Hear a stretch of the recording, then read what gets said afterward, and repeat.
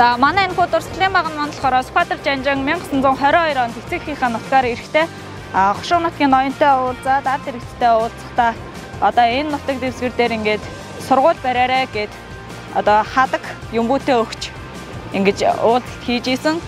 Тэгээд энэ тэр уулзалтаас ингээд сэдвүүлсэн 1981 онд тухайн энэ багныг босгож исэн.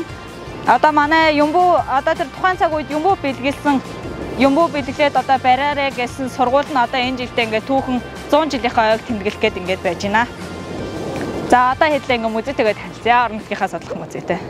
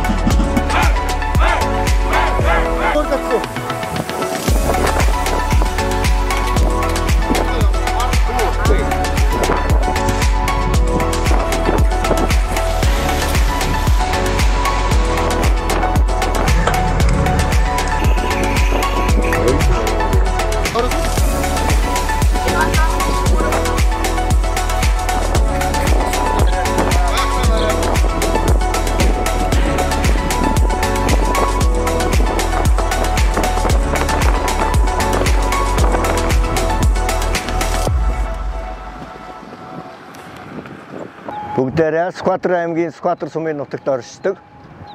Байгалийн дурсгалт газрын нэг болох Дархан хаан уулын хаан ингэрт хөрөлцөн ирээд байна.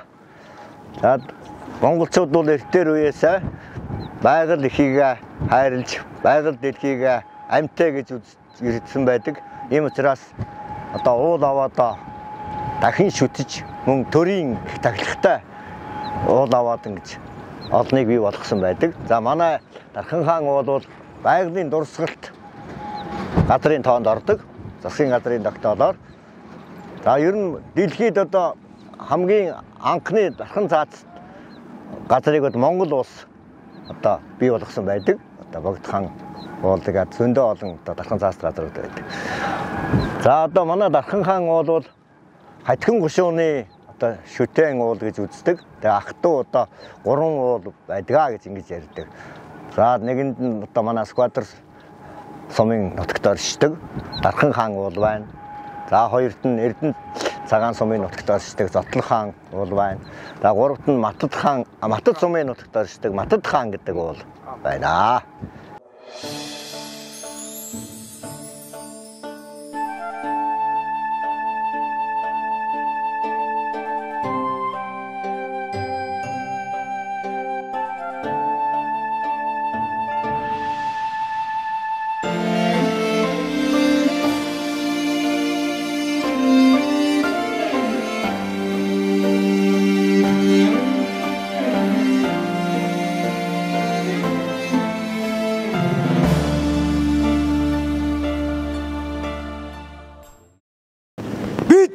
Их части,